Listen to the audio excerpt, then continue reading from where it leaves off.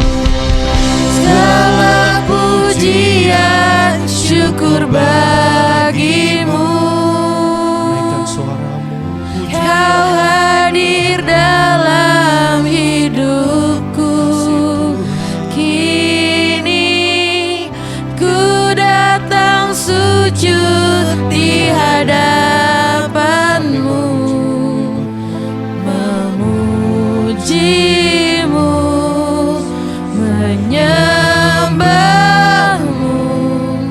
Yesus, ku menyembahmu.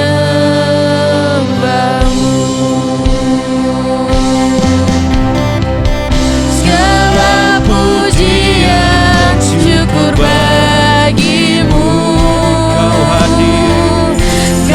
hadir dalam hidupku. Kini ku datang sujud di hadapanmu, memujimu, menyembahmu, Yesus, ku menyembahmu. Segala puji, saya undang Ibu Gembala untuk membuka. Segala pujian syukur bagimu, Kau hadir dalam hidupku. Kini ku datang sujud di hadapanmu, memujimu, Menyembahmu. menyembahmu,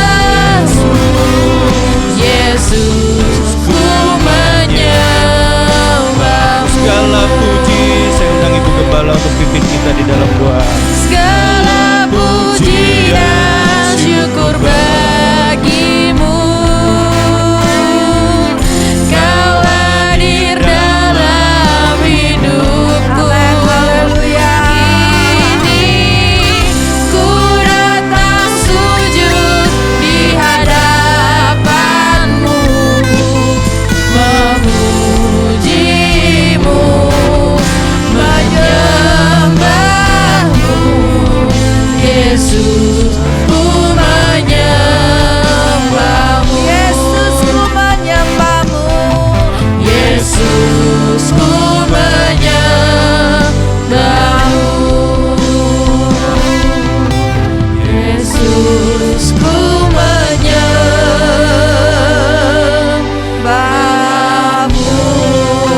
Haleluya, haleluya, haleluya. Segala pujian, segala hormat syukur kami naikkan hanya kepadamu Bapa di surga. Kami sangat mengasihi Engkau Tuhan, dan kami tahu Engkau lebih dulu mengasihi kami. Dan saat ini kami berada di dalam bait-Mu. Kami mau memuliakan, membesarkan akan Engkau, bahkan mendengarkan suara-Mu melalui hamba-Mu. Dan kami mohon Tuhan, belas kasihan Tuhan berlaku atas kami. Engkau curahkan kuasa Roh Kudus-Mu di tengah-tengah kami. Urapan-Mu Tuhan menyertai pelayan-pelayan-Mu, song leader, singer, pemain musik, pemain tamborin, bahkan hamba-Mu Engkau sudah persiapkan untuk melayani kami. Biar urapan baru ada bersama dengan hamba-hamba-Mu, pelayan-pelayan-Mu, bahkan seluruh sidang jemaat Tuhan yang ada. Biar Engkau lawat jamah hati kami, untuk kami bisa naikkan syukur kami kepada Engkau. Kami percaya Bapa, kami yakin Tuhan, sesuai dengan firman-Mu, di mana ada 2-3 orang berkumpul menyebut nama-Mu, Engkau ada. Kami lebih dari 3, dan kami percaya Engkau ada di tengah-tengah kami. Dan kami yakin dan percaya tidak ada kuasa lain lagi di tempat ini, karena Engkau sudah menguduskan, menyucikan tempat ini dengan kuasa darah-Mu. Dan hanya ada Roh Kudus yang bekerja saat ini. Terima kasih Tuhan, kami serahkan ibadah ini dari permulaan, pertengahan sampai pada akhirnya ke dalam tangan kasih dan kemurahan Tuhan. Kami buka di dalam satu nama yang ajaib dan berkuasa, yaitu di dalam nama Tuhan Yesus Kristus. Haleluya. Amin.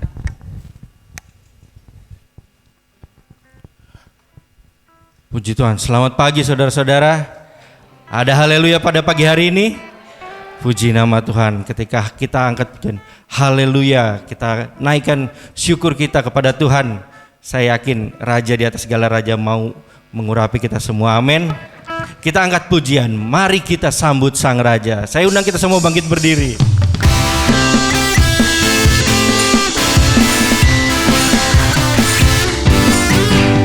Mari kita sambut Sang Raja.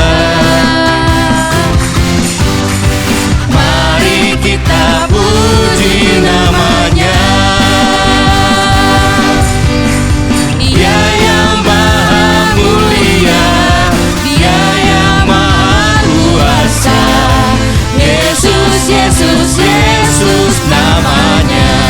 Mari kita sambut. Mari kita sambut Sang Raja. Mari kita puji namanya. Dia yang maha mulia, Dia yang maha kuasa. Yesus, Yesus, Yesus namanya. Puji Hosana. Puji Hosana, puji Hosana, puji Hosana, mulia namanya. Puji Hosana, puji Hosana, puji Hosana, mulia namanya. Mari kita sambut. Mari kita sambut Sang Raja. Mari kita, Haleluya. mari kita puji namanya. Dia yang maha kuasa. Dia yang maha mulia, Dia yang maha kuasa. Yesus, Yesus, Yesus namanya. Puji Hosana. Puji Hosana, puji Hosana, puji Hosana, mulia namanya. Katakan puji Hosana. Hosana, puji Hosana, puji Hosana, mulia namanya. Mari kita sambut. Mari kita sambut Sang Raja. Mari kita, mari kita puji namanya. Dia yang maha mulia, Dia yang maha kuasa. Yesus, Yesus, Yesus namanya. Puji Hosana. Puji Hosana, puji Hosana. Katakan dengan suaramu. Puji Hosana, mulia namanya. Sekali lagi puji Hosana. Puji Hosana, puji Hosana, puji Hosana, mulia namanya. Puji Hosana. Puji Hosana, puji Hosana, puji Hosana, mulia namanya. Puji Hosana, puji Hosana, puji Hosana, mulia namanya. Puji Hosana, mulia namanya. Puji Hosana, mulia namanya. Puji Hosana. Puji Hosana, mulia namanya. Puji Tuhan, beri kemuliaan buat Tuhan kita Yesus Kristus. Haleluya. Saya persilakan duduk kembali saudara-saudara. Saya buka ruang kesaksian apabila saudara-saudara ada yang mau menceritakan kasih Tuhan dalam minggu-minggu ini, atau mungkin sudah dikumpulin dari awal tahun, mau diceritakan di penghujung tahun ya. Kita sudah memasuki Desember. Kalau ada yang mau bersaksi, saya undang maju ke depan sambil menunggu kita angkat satu pujian. He is so good to me.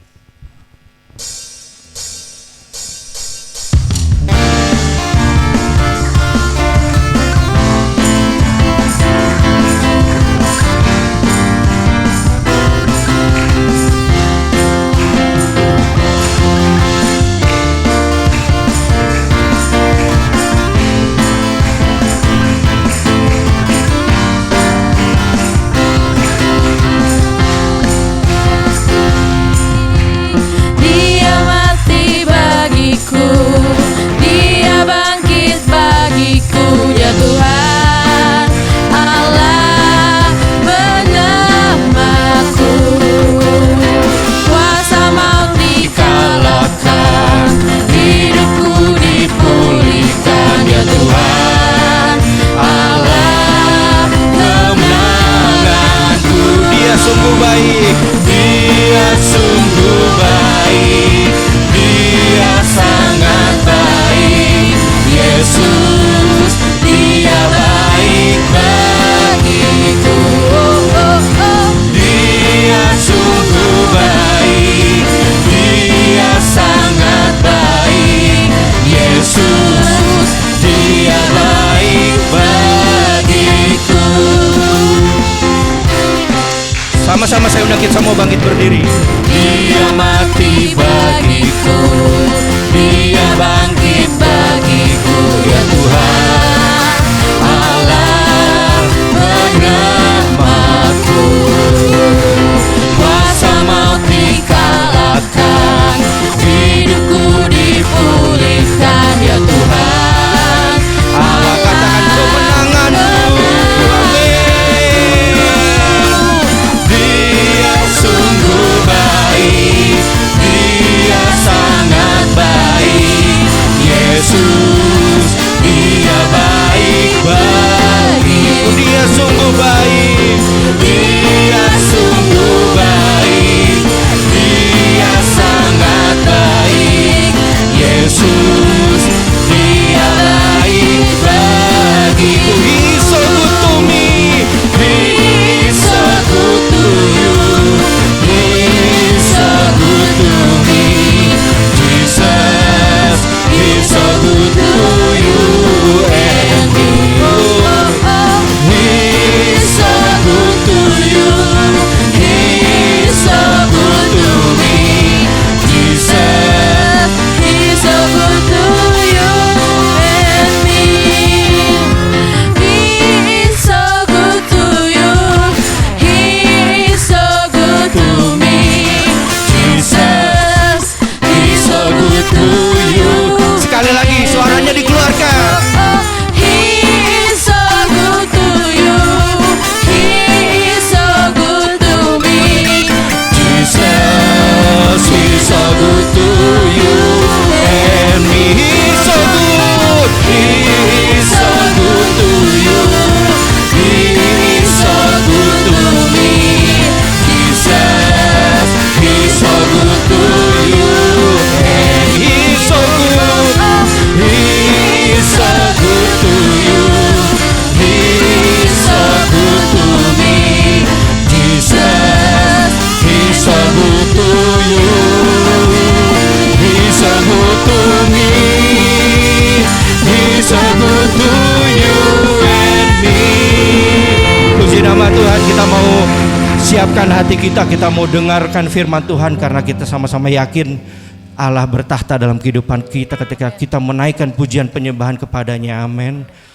Amin. Kita angkat pujian, ku yakin Kau hadir di sini.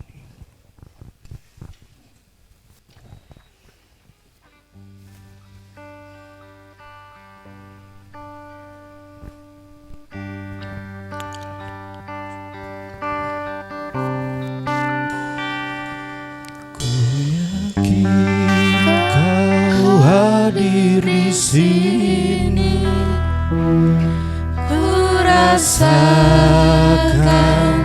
kuasa yang tak terbatas. Ku yakin katakan dengan iman. Kau nyata di sini. Menjadi milik Kemenangan terjadi di sini. Ku yakin Kau hadir di sini. Amin. Kami rasakan Ku hadirat. rasakan kuasa yang tak terbatas. Ku yakin Kau nyata di sini. Kemenangan terjadi di sini. Ku yakin Kau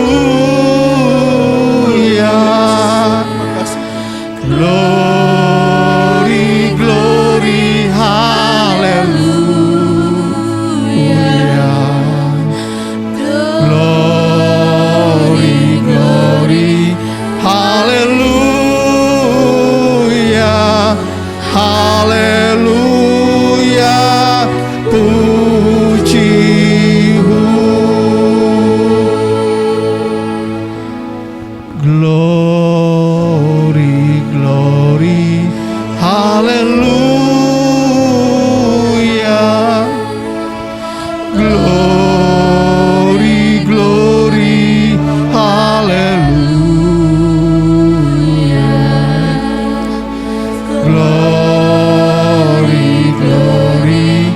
Haleluya, haleluya, puji-Hu. Haleluya, puji-Hu.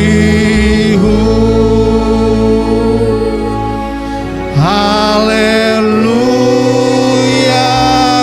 puji-Hu.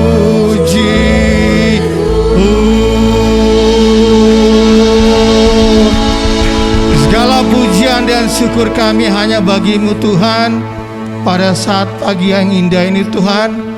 Karena kembali Kau perkenan kami Tuhan, Kau izinkan kami kembali Tuhan untuk datang ke hadirat-Mu Tuhan, datang ke rumah-Mu yang kudus ini Tuhan, untuk kami memuji, menyembah nama-Mu Tuhan.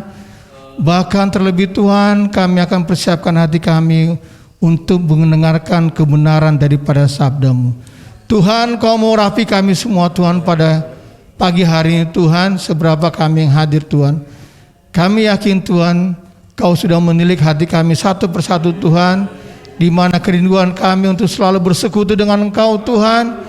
Kerinduan kami selalu memuliakan nama-Mu Tuhan, karena Engkaulah Allah kami satu-satunya yang layak kami tinggikan, yang layak kami muliakan, karena Engkau sudah memberkati kami Tuhan. Terima kasih Bapa di surga, terima kasih Tuhan. Hamba-Mu yang akan melayani kami dengan segala puji, dengan kebenaran firman-Mu Tuhan. Tuhan, kami mau serahkan dia dalam tangan-Mu Bapa. Kau urapi dia secara khusus Tuhan dengan urapan dari surga, supaya setiap firman diberitakan tidak lalu begitu saja Tuhan, tetapi boleh tertanam dalam kehidupan kami Tuhan, menjadi rema bagi kehidupan kami Tuhan, bahkan menuntun setiap langkah kami Tuhan. Terima kasih Bapa di surga. Kami juga berdoa buat hamba-Mu yang sudah melayani kami dengan puji-pujian, dan mereka yang sudah melayani kami Tuhan, pemusik, song leader dan singer Tuhan, kami serahkan juga mereka dalam tangan Tuhan. Kau berkati mereka Tuhan, hari lepas hari Tuhan, cukupkan segala kebutuhan mereka Tuhan. Biarlah kami semua Tuhan boleh diberkati, disegarkan dengan firman-Mu pada hari ini Tuhan. Terima kasih Bapa di surga. Kami alaskan doa sembahyang kami hanya dalam nama Tuhan Yesus Kristus. Haleluya, amin.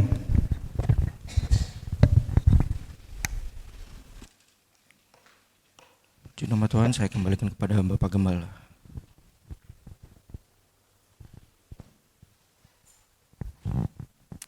Haleluya, puji Tuhan. Haleluya, puji Tuhan. Ya, kita bersyukur buat pagi hari ini saudara-saudara.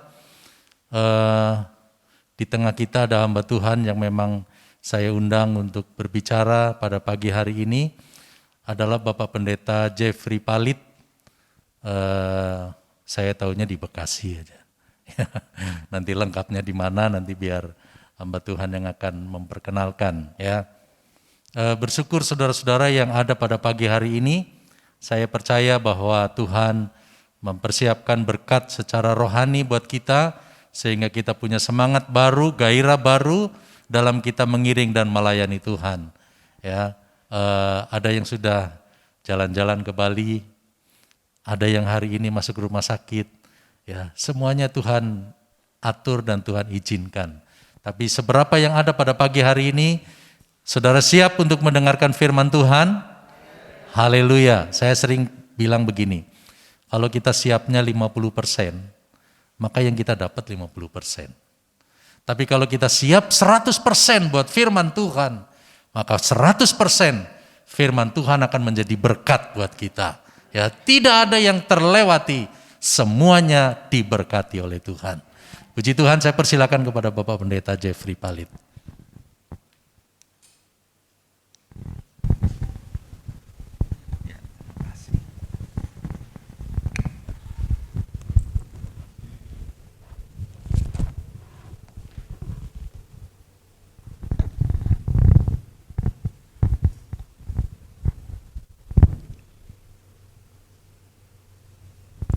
Haleluya.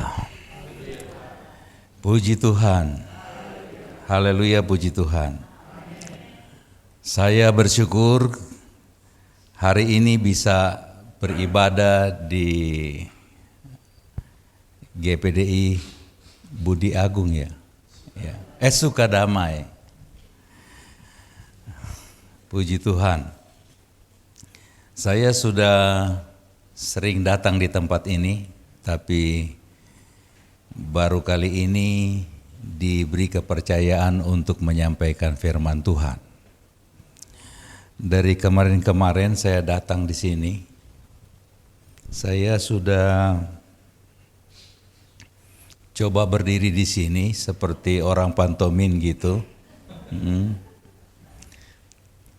Tapi Bapak Gembala tidak mengerti saya gitu.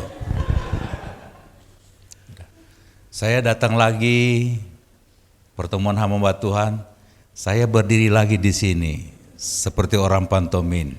Bapak Gembala juga tidak menyadari. Dan selama saya sama Bapak Gembala Saudara 10 tahun duduk di majelis daerah, kita sama-sama, bayangkan 10 tahun. Saya sering datang ke sini, nggak pernah tahu juga kalau saya ingin kebaktian bersama dengan saudara-saudara jemaat. Nanti setelah saya sudah tidak bersama-sama lagi di majelis daerah, baru Bapak Gembala Saudara memberi saya kesempatan. Nah, saudara-saudara, jadi waktunya panjang sekali untuk berdiri di tempat ini ya, saudara-saudara. Nah, itu saja yang saya mau sampaikan. Dan sekali lagi pada kesempatan ini saya mengucapkan selamat menyongsong Natal dan selamat juga menyongsong tahun baru 2023. Tuhan memberkati kita semua. Amin. Mari kita dengar firman Tuhan. Kita lihat di dalam 1 Yohanes pasal 4. 1 Yohanes pasal 4 ayat 10 sampai dengan ayat 11. Kalau sudah dapat, saya undang saudara bangkit berdiri, kita baca ayat ini bersama-sama. Ayat 10 dan ayat 11. 2, 3. Inilah kasih itu, bukan kita yang telah mengasihi Allah, tetapi Allah yang telah mengasihi kita, yang telah mengutus anaknya sebagai pendamaian bagi dosa-dosa kita. Jikalau Allah sedemikian mengasihi kita, maka haruslah kita juga saling mengasihi. Katakan amin. Silakan saudara duduk kembali. Maka haruslah kita juga saling mengasihi. Coba saudara lihat di kiri kanan saudara. Udah bisa? Ketutup masker, tapi saudara bisa lihat dari alis matanya. Kalau alisnya bergerak-bergerak, itu dia sedang mencerminkan kasih itu. Nah, saudara-saudara, saya hari ini akan berbicara mengenai kasih mengalahkan ego. Apa saudara? Kasih mengalahkan ego. Gitu. Katakan kadang-kadang kita merasa kita paling betul, kita paling bisa, orang lain keliru, ide saya yang paling bagus, semua apa yang saya katakan harus diikuti, kalau orang lain itu jelek. Ego. Tapi pada hari ini saya ingin membicarakan mengenai kasih mengalahkan ego. Itu judulnya. Kasih dimulai dari mana sih saudara-saudara? Ya, mulai dari mana? Ayo. Mulai dari senyum. Haleluya. Mulai dari apa? Mulai dari senyum. Senyum gratis. Senyum tidak pakai bayar. Tapi kalau saudara berada di satu tempat, di tempat mana saja, saudara masuk, saudara kasih senyum sama orang, orang merasa dihormati, orang merasa dijamah hatinya, orang merasa dia suka, dia senang dengan saya. Dan banyak lagi alasan lainnya. Kalau saudara senyum, berarti saudara-saudara itu awal daripada saudara mulai menebarkan kasih kepada sesama. Mari katakan amin. Menebarkan kasih kepada sesama. Bukan asal-asal senyum, asal ketemu orang senyum, bukan juga begitu.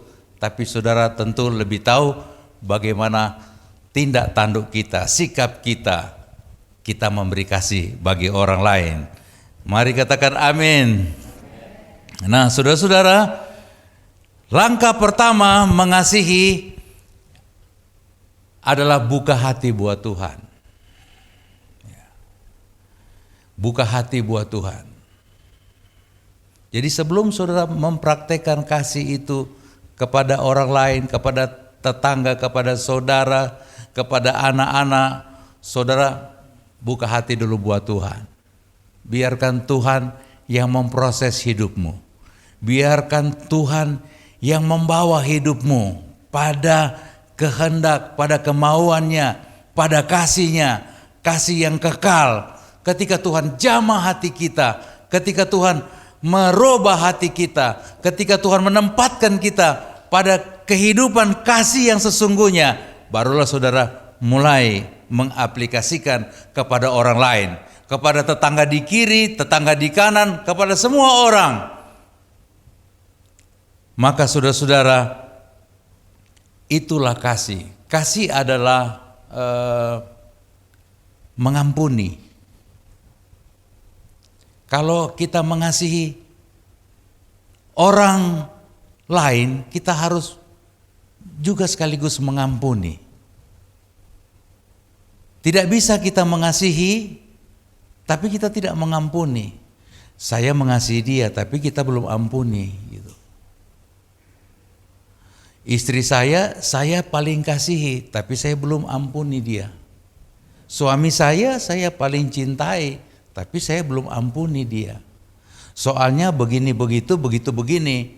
Pokoknya biar satu rumah mengasihi tapi tidak mengampuni. Sedangkan prinsip kasih dalam Alkitab mengasihi, mengampuni juga. Amin.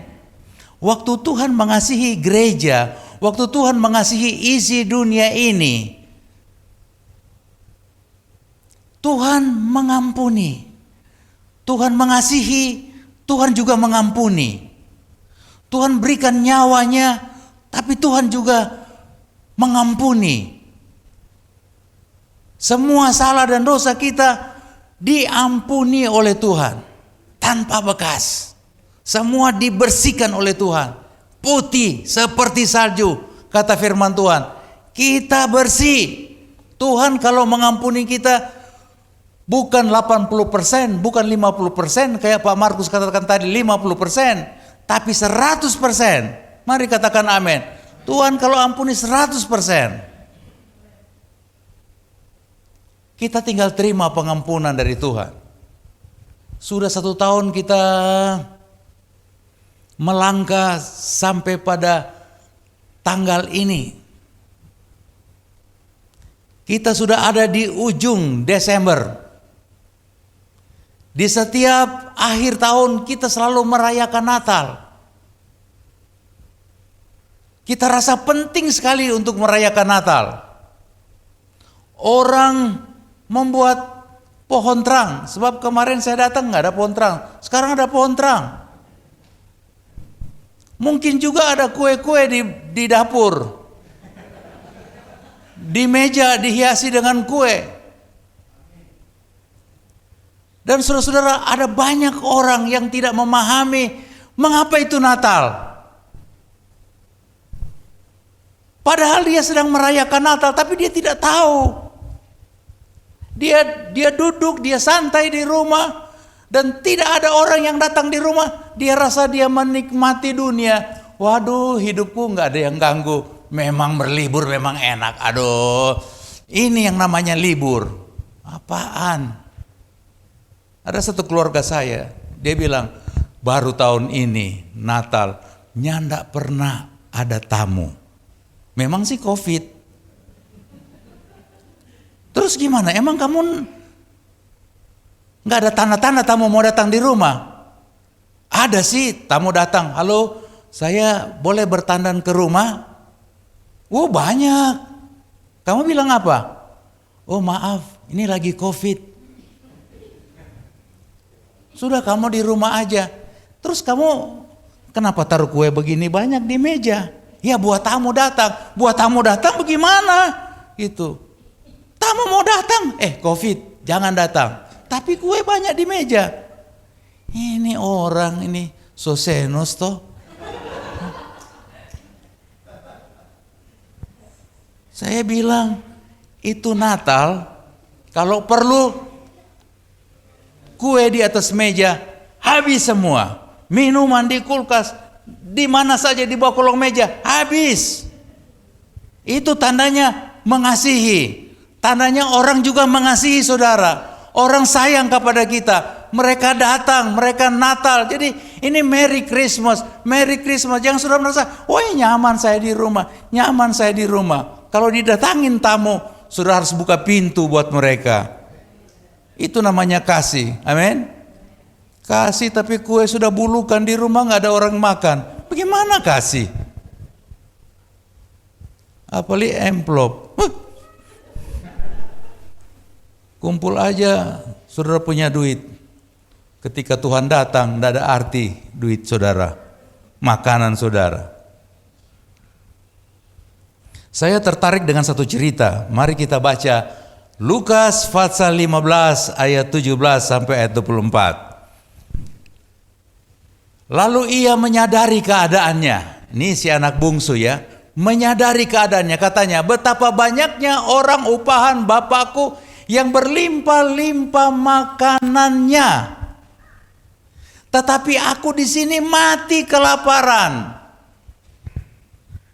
Aku akan bangkit dan pergi kepada Bapakku dan berkata kepadanya, Bapa, aku telah berdosa terhadap sorga dan terhadap Bapa. Aku tidak layak lagi disebut anak Bapa. Jadikanlah aku sebagai salah seorang upahan Bapa. Maka bangkitlah ia dan pergi kepada bapaknya. Ketika ia masih jauh, ayahnya telah melihatnya. Lalu tergeraklah hatinya oleh belas kasihan ayahnya itu. Berlari mendapatkan dia, lalu merangkul, mencium dia.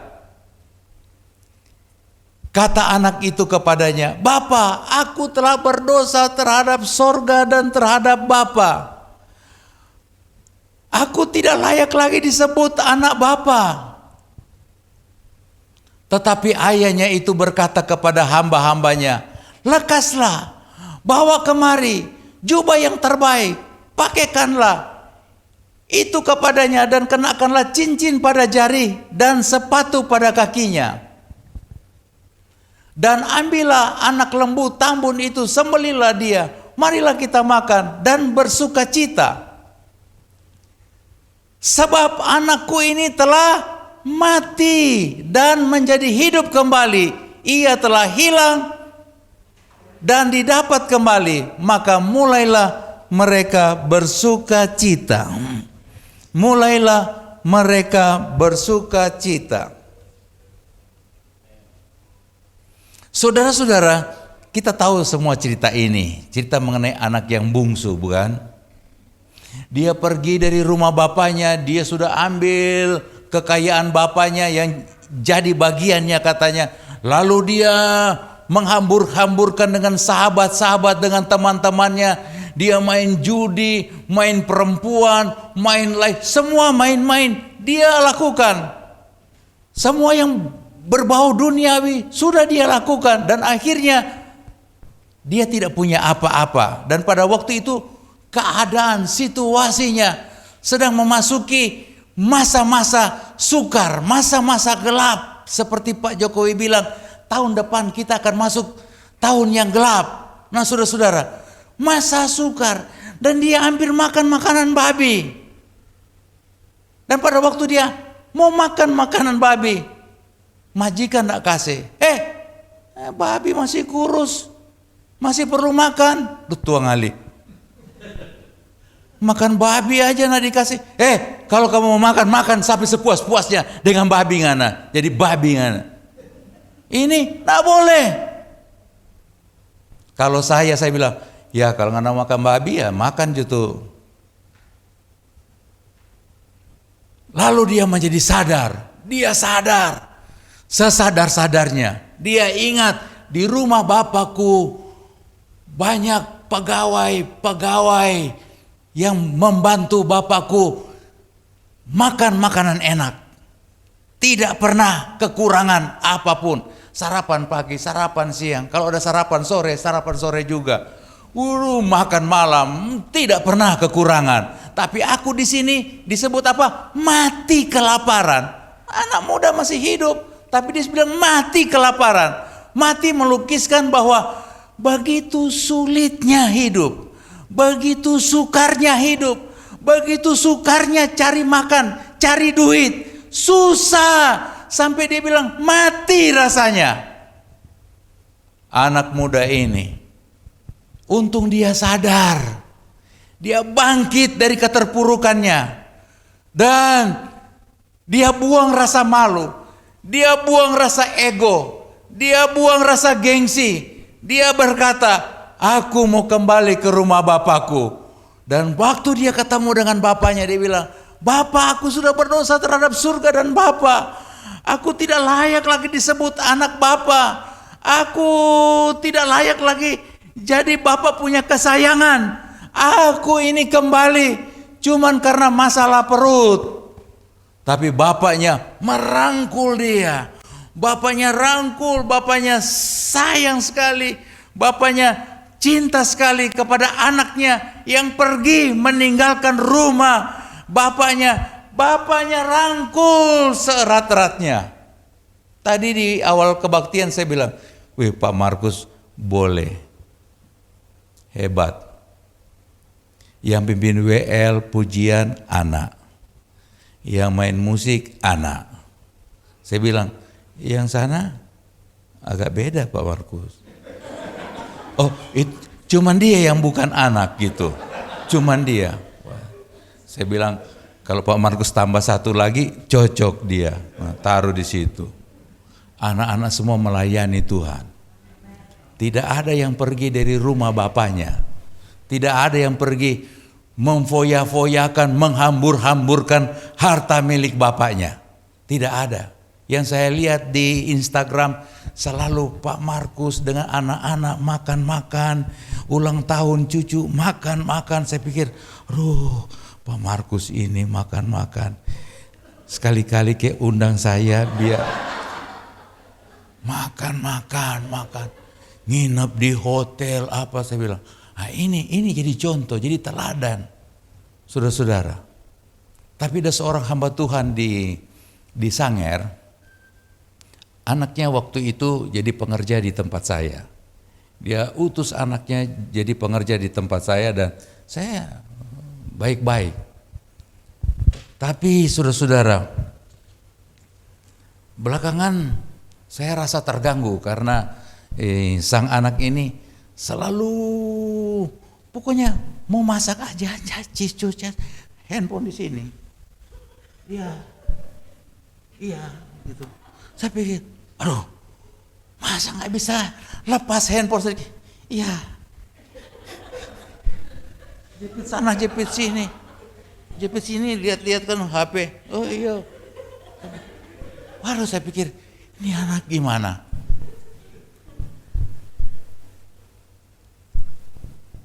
Terus saya bilang, kamu pulang aja ya, supaya kamu puas telepon sama orang lain. Supaya kamu puas. Saya cuma telepon bapak saya. Oh iya, supaya kamu puas ngomong sama bapak kamu ya. Bapak kamu ngerti kok kalau jadi pengerja itu gimana. Tapi kalau kamu di handphone terus, saya larang kamu pakai handphone. Tapi kamu pulang aja, pulang. Saya beli tiket lagi 3 juta lagi, beli tiket. Setelah pulang beli tiket, saya antar dia antigen. Setelah itu baru saya bilang, kamu tunggu sebentar, saya mau keluar. Maksudnya kita keluar, kita kan mesti ke ATM dulu kan, gitu, buat kasih dia. Begitu kita pulang, mana tuh anak? Oh itu baru keluar tadi, baru keluar. Wah, saya tunggu-tunggu sudah jamnya. Ternyata anaknya telepon. Saya nggak mau pulang Manado, saya mau di sini aja. Saya bilang, di sini tapi sudah lari dari rumah. Singkat cerita, bapaknya sekarang ini sudah tidak lagi di pelayanan itu, bapaknya pindah pelayanan. Karena anak ini begitu pulang dengan suami, kok hebat, datang melayani Tuhan, pulang bawa suami. Itu sudah tinggal menanti-nantikan melahirkan. Bapaknya bilang, saya malu sama orang. Setelah saya tanya, kamu menikah di mana nak? Kok tiba-tiba jadi begitu? Kenapa? Kenapa kamu lari dari tempat pengerja? Kenapa? Inilah Pak, saya juga minta maaf. Bapak malu sama tetangga-tetangga, sama semua orang. Bapaknya pindah pelayanan, pindah. Saudara-saudara, kasih kadang-kadang kasih itu lembut. Kasih juga kadang-kadang harus keras. Sama seperti keras, tapi lembut. Mari katakan amin. Nah, ini sama seperti ini catatan saya.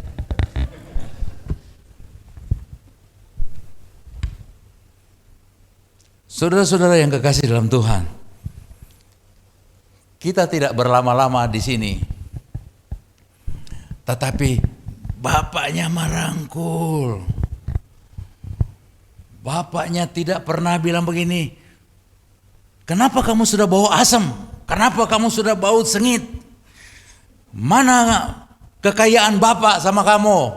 Kamu bilang kamu mau pergi bisnis, kamu mau pergi mandiri. Mana? Semua sudah hilang, sudah habis. Untung masih pulang nyawa.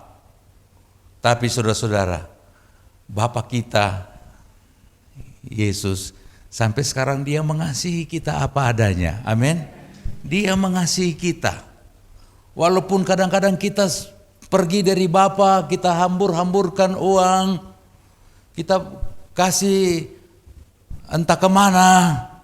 Tapi sekali waktu kalau kita kembali di Natal ini, di akhir tahun ini, kalau kita sadar kita belum punya langkah untuk kembali berbalik kepada jalan Tuhan sampai menjelang akhir tahun. Tapi kalau kita bisa hadir, kita bisa kembali kepada Bapa di surga, Bapa sangat senang. Bapa merangkul erat karena Bapa mengasihi kita sebagai anak-anaknya. Mari katakan amin.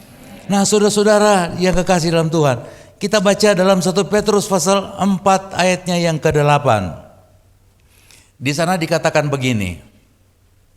1 Petrus 4 ayat 8. Tetapi yang terutama, kasihilah sungguh-sungguh seorang akan yang lain, sebab kasih menutupi banyak sekali dosa. Mari katakan amin. Kasih menutupi banyak sekali dosa. Kalau saudara mau mengasihi, sudah kasih aja. Kasih aja. Kasih menutupi banyak sekali dosa. Tapi saya mau ingatkan kepada saudara-saudara, jangan sampai kita anak-anak Tuhan, kita menjadi penyebab. Omong kesana kemari, kekurangan, kelemahan sahabat. Kelemahan, kekurangan sesama jemaat. Kasih menutupi banyak sekali dosa. Tutup banyak sekali dosa.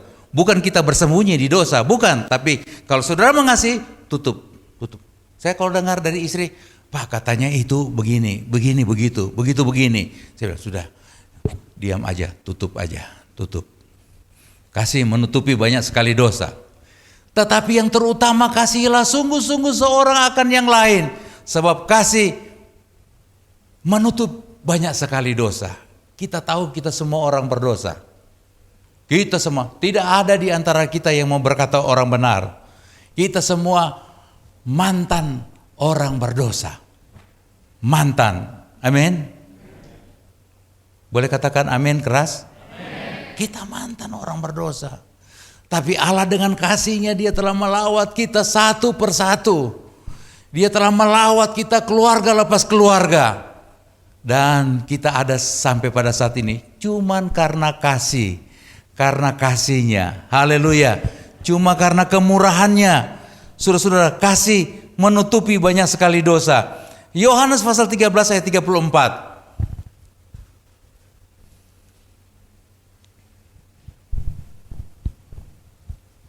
Yohanes pasal 13 ayat 34. Aku memberikan perintah baru kepada kamu, yaitu supaya kamu saling mengasihi. Di ayat awal tadi saling mengasihi. Di sini dikatakan saling mengasihi. Saudara-saudara, ini perintah baru. Perintah baru, saling mengasihi. Kalau kehidupan keluarga jemaat di tempat ini saling mengasihi, saya percaya pelayanan di tempat ini akan tetap berdiri tegak. Amin. Karena saudara saling mengasihi, saling nanya, kenapa minggu lalu tidak datang? Kenapa bulan kemarin tidak datang? Waduh, saya ini susah. Saya ini orang begini, orang kotor, tapi saya ditanya. Saya ditanya. Itu bentuk kasih. Saya ditanya. Aduh, hati saya rasa tergugah. Ada orang yang memperhatikan saya. Saya mau datang beribadah lagi untuk memuliakan nama Tuhan. Haleluya. Aku memberikan perintah baru kepada kamu, yaitu supaya kamu saling mengasihi. Saling mengasihi. Ada orang menyanyi, kasih Yesus mengalir dalamku seperti sungai yang tak pernah kering. Yang di sebelah saudara bilang, bohong lo, bohong aja lo. Kasih Yesus istrinya bilang, lo bohong juga lo. Lu kalau di rumah aslinya keluar, kalau di sini kayak domba.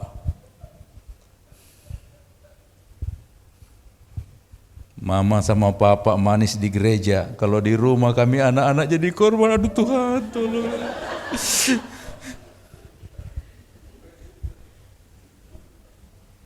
Ya saudara-saudara, aku memberikan perintah baru kepada kamu, yaitu supaya kamu saling mengasihi. Katakan amin. Coba saudara lihat sekali lagi di kiri kanan saudara. Lihat kiri, lihat kanan gitu. Asli kan?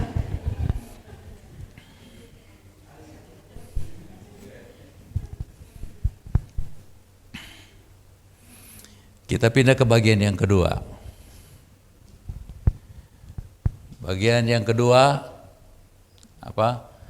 Kasih kepada musuh-musuh kita. Saudara kalau mau mengasihi, bukan mengasihi orang yang mengasihi saudara. Itu biasa. Kalau saudara, tahun ini saya ingin meluapkan kasih saya kepada gembala Pak Markus, aku mengasihi, ini ada berkat sedikit. Gitu. Itu biasa. Dalam keluarga jemaat Maha Tuhan, jemaat dengan gembala itu biasa. Tapi yang dimaksudkan di sini kasih kepada musuh-musuh kita. Oh saudara, ternyata kita itu ada musuh. Bukan kita yang memusuhi, tapi orang yang memusuhi kita. Ada pihak-pihak lain yang memusuhi kita. Kasih kepada musuh-musuh. Kita baca dulu ayat itu dalam Matius pasal 5 ayat 46. Matius 5 ayat 46.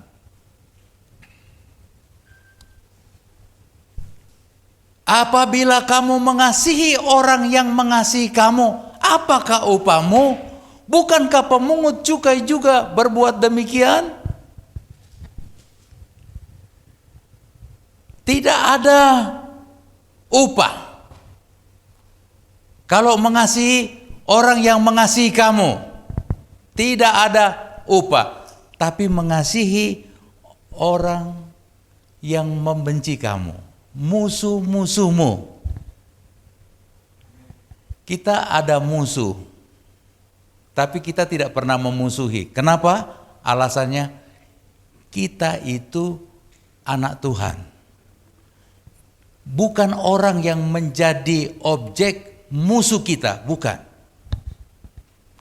Kalau sesama manusia harus dikasihi.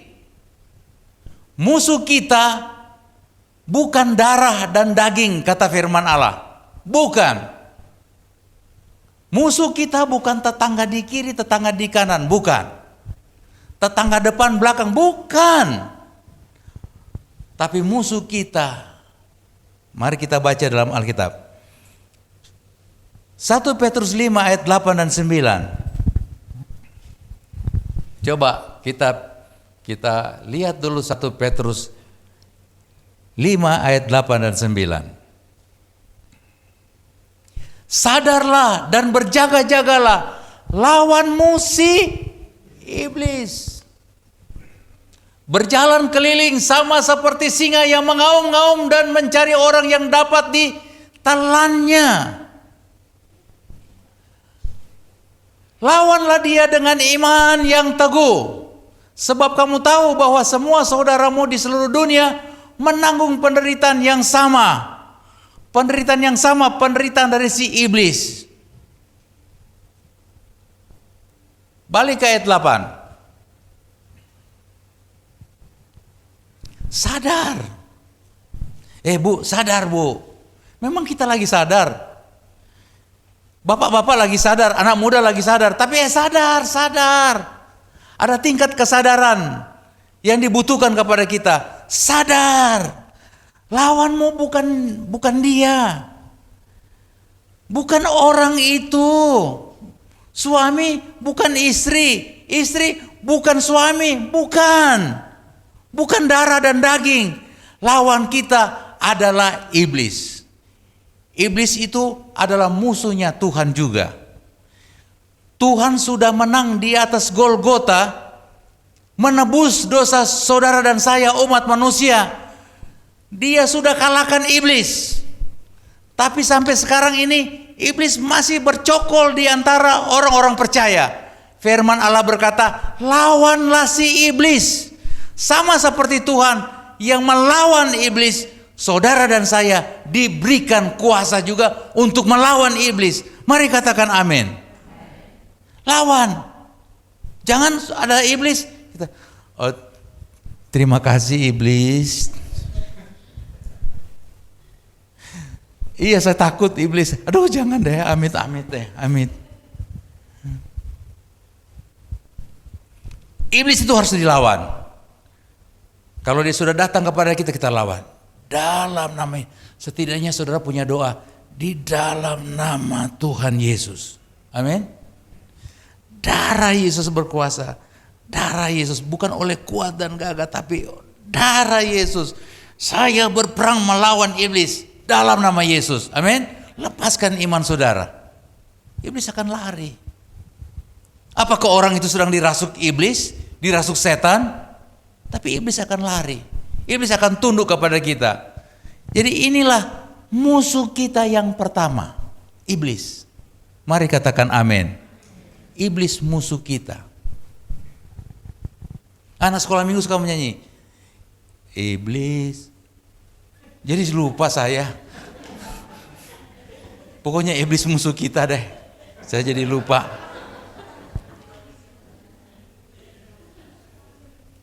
Oh gini. Awas iblis musuh kita. Itu. Dia jalan sini sana, dia buka suaranya. Awas iblis musuh kita. Anak-anak, ada yang diajak sama guru sekolah minggu, ayo awas iblis musuh kita. Aduh, iblis digoyang-goyangin. Saya bilang, iblis nggak usah digoyang-goyangin. Iblis musuh kita, musuh kita, gitu dong. Jangan Iblis, maksud iblis juga pikir-pikir. Lari-lari dia. Iblis disayang-sayang. Dia seperti singa yang mengaum-ngaum, seperti singa. Iblis nggak ada seperti domba. Singa, sudah tahu singa kan paling galak sekali kan? Singa itu dengan orang dia terkam, kecuali saudara pelihara singa dari kecil. Itu pun kalau kasih makan mesti tepat waktu. Kalau terlambat kasih makan dia makan saudara. Itu singa. Iblis itu seperti singa, ganas. Mencari siapa saja yang dapat diterkam, siapa saja. Awam atau pendeta. Pendeta atau siapa pelayan Tuhan. Iblis terkam. Sebab itu sadarlah. Amin. Sadar. Itu singa. Itu iblis. Sadar. Sadar. Oh iya Kang. Iya singa Loh iblis ya. Iblis. Jangan kompromi dengan iblis. Iblis itu harus dilawan. Katakan amin sekali lagi.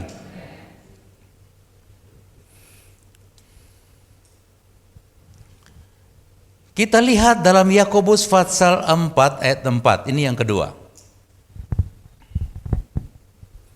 Hai kamu orang-orang yang tidak setia. Orang yang tidak setia kepada Tuhan. Orang yang tidak setia. Tidakkah kamu tahu bahwa persahabatan dengan dunia adalah permusuhan dengan Allah. Kalau kita bersahabat dengan dunia, kita jadi musuhnya Tuhan. Kita jadi musuhnya Tuhan. Bersahabat dengan dunia apapun. Mungkin dunia itu adalah kesenangan saudara. Seperti saya hobi mancing. Kalau saya terlalu hobi memancing, sosonin tahu, jadi setang pancing itu. Serta hari Minggu nih tahu mau bicara apa di jemaat? Mancing terus. Hari Minggu satu berani dua lari saudara-saudara. Dunia apa? Banyaklah dunia-dunia yang saudara suka. Jangan bersahabat dengan dunia. Amin. Cukup saudara sudah tahu dunia. Saudara sudah tahu, dunia kejahatan. Sudah. Katakan tidak kepada dunia. Dan katakan yes untuk Tuhan. Jangan bersahabat dengan dua. Cuman dua ini yang jadi musuhnya Tuhan. Musuhnya saya dan saudara. Iblis dan duniawi. Kalau saudara bergaul dengan dunia, maka hidup rohani saudara hilang. Sekali diterkam sama dunia seperti singa, saudara sulit untuk kembali menjadi anak Tuhan. Sulit. Harus dengan mujizat lagi. Jadi jangan pernah mentolerir dengan dunia. Amin. Dua perkara. Iblis, dunia. Kita baca dalam Efesus pasal 4 ayat 2 dan 3. Efesus pasal 4 ayat 2 dan 3. Hendaklah kamu selalu rendah hati, lemah lembut, dan sabar. Tunjukkanlah kasihmu dalam hal saling membantu. Katakan amin. Hendaklah kamu selalu rendah hati. Lawannya rendah hati, tinggi hati. Aduh, kalau ada jemaat yang jalan saudara lubang tapi selalu angkat dagu. Gereja ini ada mirip-miripnya juga, agak kelihatan sombong gitu.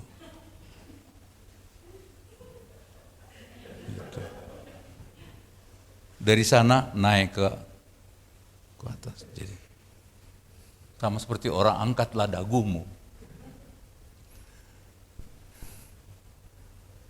Padahal di dalamnya berisi anak-anak Tuhan yang rendah hati. Katakan amin. Anak-anak Tuhan yang rendah hati. cuma tampang gereja yang megah begini. Saya pikir ini Pak Markus ada bikin for Jalatia naik gunung ya, panjat tebing ya. Sebab saya lihat ini, waduh. Jadi saya itu 10 tahun bersahabat dengan Pak Markus di majelis daerah, baru kali ini khotbah di sini. Saudara-saudara, memang luar biasa. Mesti selesai dulu masa jabatan baru bisa melayani di sini. Hendaklah kamu selalu rendah hati, tapi saya rendah hati. Biar saya pingin, saya cuman berdiri di sini. Bro Markus, bagus ya saya berdiri di sini. Kan saya bilang begitu tempo hari kan? Bagus kan? Saya berdiri di sini, ya. Dia cuma ketawa-ketawa. Dari dulu waktu ganti karpet, ini waktu ganti karpet itu tahun berapa itu ganti karpet lagi? Saya ngomong, saya berdiri di sini. Wah, memang bagus ini kalau saya berdiri di sini. Mantap Pak Markus ya. Dia pakai hehehe. Dalam hati, ini orang belum nyambung. Belum nyambung. Tapi baru sekarang, saudara-saudara, tiba-tiba saya ditelepon. Bro Jeffrey, hari Minggu nih, jangan lupa nih, jam 9 siap. Jam 9 kurang seperempat saya sudah datang, tepat waktu. Tepat waktu, nggak pakai terlambat gitu. Hendaklah kamu rendah hati, terus lemah lembut, dan apa? Sabar. Jadi jemaat di sini sabar gitu. Kalau belum mendapat jawaban dari Tuhan, sabar gitu. Jangan salahkan Bapak Ibu Gembala. Aduh Bapak Gembala kok kurang berdoa toh. Kita udah minta-minta doi Pak Tuhan, tapi belum dapat sampai sekarang. Aduh Bapak Gembala kurang berdoa. Itu Bapak Gembala kurang mau ngomong sama saudara DP lutut sama tak kupas. Ada berlutut di kamar. Tuhan berkati kamar itu jemaat ini. Tuhan berkati. Itu jemaat yang terhilang itu. Tuhan bertolong. Bapak Markus itu kebetulan di tim kami kalau pergi kemana-mana dia dipercayakan untuk ngatur doa. Jadi saya tahu gaya Pak Markus kalau berdoa. Haleluya. Ya, kalau berdoa buat saudara-saudara, aduh. Kita pernah baru-baru ini kan kita dari acara puncak ya. Pak Markus. Nggak apa-apa saya buka cuma sedikit kok sini. Gitu. Tapi jemaat mesti sabar gitu. Sabar. Kalau ada masalah apa-apa aja, kalau saya lihat Pak Markus sudah haleluya. Sudah saya pikir, sudah ada masalah ini, ada beban.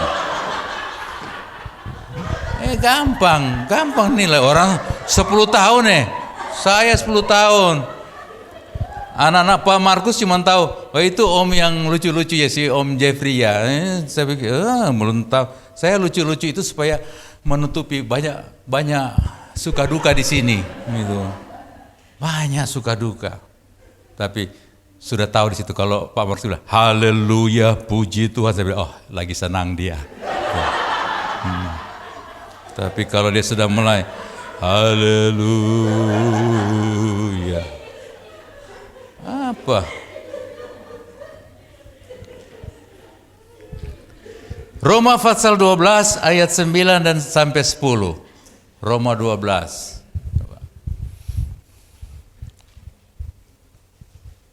Ya, mana lama ya? Ini. Hendaklah kasih itu jangan baca bersama-sama. Hendaklah kasih. Jauhilah. Iya, setelah kita sabar, saudara-saudara, kasih jangan pura-pura. Jadi bilang di tetangga kiri kananmu, tidak ada dusta di antara kita ya, tidak ada pura-pura di antara kita ya. Ada yang pura-pura. Sesama pemain jangan saling mendahului lah. Kita dulu sama-sama pembohong, tapi kalau kamu bohong sekarang saya lebih tahu. Hendaklah kasih itu jangan pura-pura. Jauhilah yang jahat. Semua yang jahat kita jauhi. Dan lakukanlah yang baik. Mari katakan amin. Lakukanlah yang baik. Tuhan pasti memberkati kita. Yang ketiga, yang terakhir, saudara-saudara. Yang ketiga, yang terakhir. Kasih paling besar. Mari katakan amin. Pokoknya setiap kali saudara mendengar berita tentang kasih, maka kasih itu paling besar. Kasih itu harus berulang-ulang diceritakan, dan semua orang setiap kali mendengar berita tentang kasih, semua orang suka. Semua orang ingin mendengar karena kasih itu dari Allah, kasih itu dari atas turun ke bumi. Dunia yang melawan, dunia yang kejam, dunia yang membunuh Yesus, tapi dia rela mati buat saudara dan saya demi mengasihi kita. Jadi kasih itu kasih paling besar. Mari katakan amin. Oh, tidak ada kasih yang lebih besar dari kasih Tuhan Yesus Kristus. Nah, saudara-saudara, kita lihat dalam Yohanes pasal 15 ayat 13. Tidak ada kasih yang lebih besar daripada kasih seorang yang memberikan nyawanya untuk sahabat-sahabatnya. Tidak ada. Kalau saudara punya teman, punya sahabat, kalau sahabat itu dia rela berkorban untuk saudara, dan saudara lihat tulus dia berkorban untuk saudara, untuk kesusahan saudara, untuk penderitaan saudara, untuk kelemahan saudara, dia rela. Ini saudara mesti nilai, tidak ada kasih yang lebih besar daripada kasih seorang yang memberikan nyawanya bagi sahabat-sahabatnya. Dia rela berkorban untuk saudara. Ini yang namanya sahabat. Ini yang namanya keluarga. Jauh melebihi keluarga. Itu. Kalau dia rela. Saudara-saudara, saya bilang sama hamba Tuhan di wilayah 8 Bekasi. Saya bilang, kita sebagai gembala, kita kalau layani jemaat, nggak usah pilih-pilih. Jangan. Kalau saudara pilih-pilih, nanti jemaat tahu kalau saudara pilih-pilih. Jemaat pasti bisa tahu. Saudara-saudara, saya bilang kalau ada jemaat yang sakit, yang menderita, panggil saudara gembala. Jaga tuh jemaat, saudara pergi, jaga dia. Kalau perlu, bawa bantal dari rumah. Tidur di lantai, tidur di rumah sakit. Biar apapun yang terjadi, saudara ada di situ. Senang bersama-sama dengan jemaat, susah bersama-sama jemaat. Susah bersama-sama jemaat, senang bersama-sama jemaat. Mari katakan amin. Saya bilang begitu. Ada yang datang, aduh om, saya kan ada itu, ada sakit, ada saya bilang, buat apa? Kamu hamba Tuhan kok buat apa sakit? Sudah sama jemaat, kasih korban, kalau perlu mati demi jemaat gitu. Dia, oh begitu om ya. Saya bilang dalam waktu dekat, rumah kontrakanmu bukan lagi kontrak, tapi milik sendiri. Beberapa gembala yang saya pada waktu itu ketika saya jadi majelis wilayah. Waktu saya jadi majelis wilayah, saya jadi bendahara, sekretaris, dan ketua wilayah. Dan sekarang mereka mempraktekkan itu. Mereka sekarang bukan lagi kontrak, tapi mereka sudah memiliki 2 rumah, memiliki 1 rumah, mereka sudah memiliki. Bahkan ada yang sudah jadi majelis daerah. Saya pikir, aduh, ya mari kita kata udah sport pedorang, jadi majelis daerah sekarang. Puji Tuhan, saya senang. Nggak usah pilih-pilih, layani baik-baik. Tuhan pasti berkati. Dan mereka betul-betul diberkati oleh Tuhan. Nah, saudara-saudara, kasih itu paling besar. Dan saya ingin mengajak saudara buka lagi Efesus pasal 3 ayat 18. Efesus pasal 3 ayat 18. Aku berdoa supaya kamu bersama-sama dengan segala orang kudus dapat memahami apa itu? Betapa lebarnya dan panjangnya dan tingginya dan dalamnya kasih Kristus. Mari katakan amin. Waduh. Betapa lebarnya, panjangnya, tingginya, dalamnya kasih Kristus. Waktu saya di Bunaken, saya naik perahu kaca, saya lihat, dari terang itu ke dalam gelap sekali. Saya pikir, ya ampun, kalau kita tenggelam di sini, jangan-jangan kita sudah nggak bisa ditemukan lagi. Saya lihat begitu dalam laut yang ada di Manado. Saya bilang, aduh, dalam sekali. Saya orang Manado tapi baru kali itu saya seumur-umur pergi ke Bunaken. Lihat dalam. Nah, firman Allah berkata, dalamnya kasih Kristus. Dalamnya laut Tanjung Priuk masih lebih dalam. Masih sampai hitam ke dalam. Kita sudah nggak tahu kemana. Kasih Tuhan itu sangat luar biasa. Panjang, tinggi, dalam kasih itu luar biasa. Mari katakan amin. Dan yang terakhir saya tutup dengan Mazmur 27 ayat 10.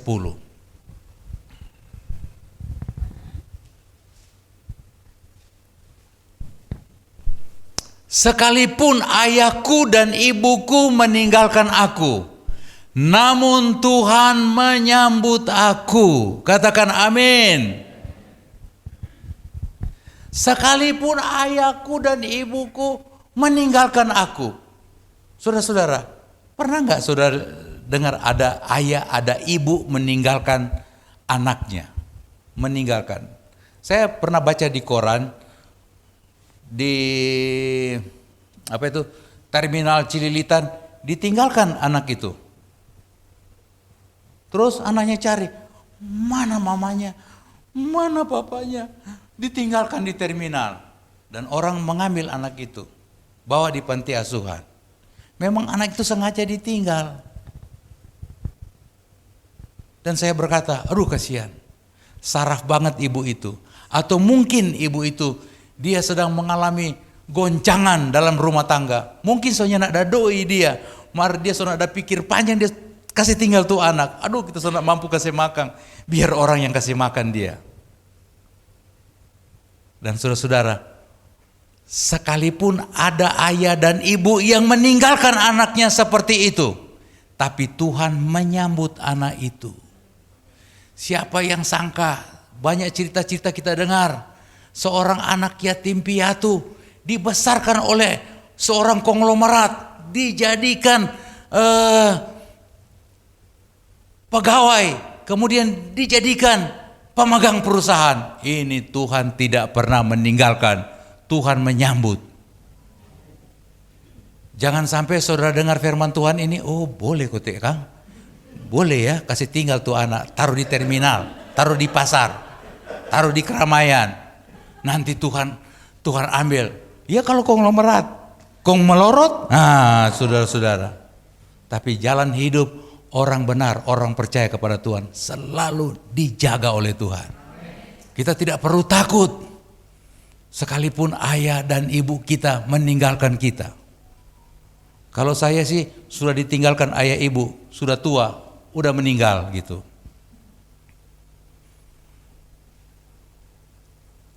Namun Tuhan memelihara hidupku. Dari awal pelayanan sampai sekarang Tuhan tolong. Saya sama Pak Markus, Tuhan tolong. Kita berangkat dari tidak punya modal apa-apa. Gitu. Berangkat jadi hamba Tuhan. Tapi Tuhan bisa kasih tempat yang menghibur seperti ini, panjat tebing, luar biasa. Tuhan itu heran, Tuhan itu ajaib. Pak Markus belum tentu pernah panjat tebing ini ya, belum. Saudara-saudara, ayat permulaan tadi, inilah perintahku, yaitu supaya kamu saling mengasihi seperti aku mengasihi kamu. Katakan amin. Kita menyanyi satu pujian.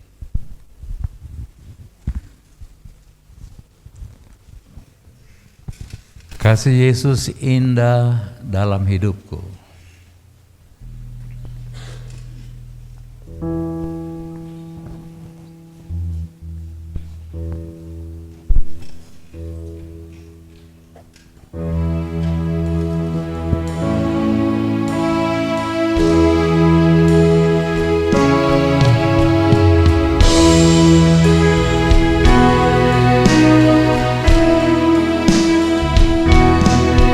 Kasih Yesus indah dalam hidupku, menghiasi hati dan jiwaku. Ku tak dapat hidup tanpa kasih-Mu, Tuhan. Pegang tanganku sepanjang jalan.